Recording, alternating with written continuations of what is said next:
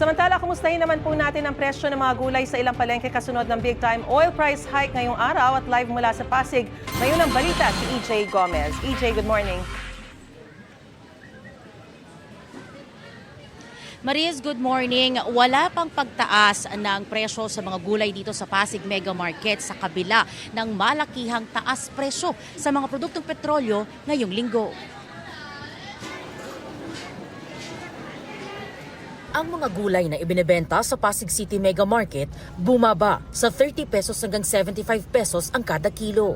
Ayon sa mga nagtitinda, walang epekto sa ngayon ng pagtaas ng presyo ng mga produktong petrolyo.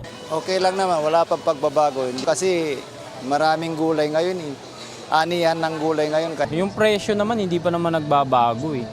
Pero baka siguro maramdaman natin yan sa after a week siguro. Kumbaga first day pa lang naman kasi na nagtaas ang mga langis, di ba? May ilang klase ng gulay ang bumaba pa ang presyo dahil anihan, kaya marami rin ang supply.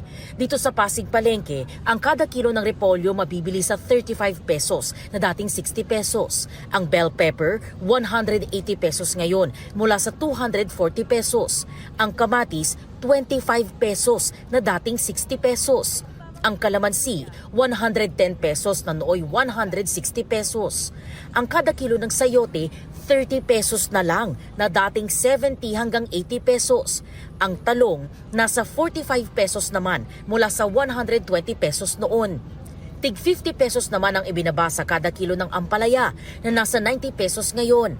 Ang sitaw, kalahati na lang ang presyo at nasa 120 pesos ang kada kilo.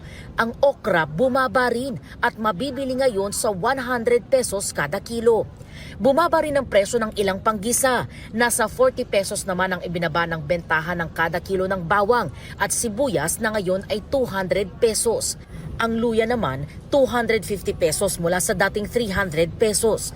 Matumal daw ang bentahan sa ngayon, sabi ng mga nagtitinda. Matumal, mahina ang kita. Halos sapat lang. Minsan kapos pa. Pag nagtaas ang biyahero, siyempre magtataas din kayo yung nagre-retail.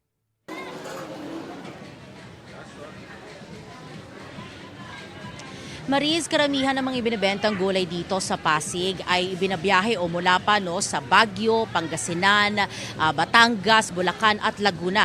Ayon dun sa mga nakausap nating nagtitinda, kung magsisimula na raw ang taas presyo sa kanilang mga paninda bukas, aabot daw yan sa 2 piso hanggang 5 piso kada kilo.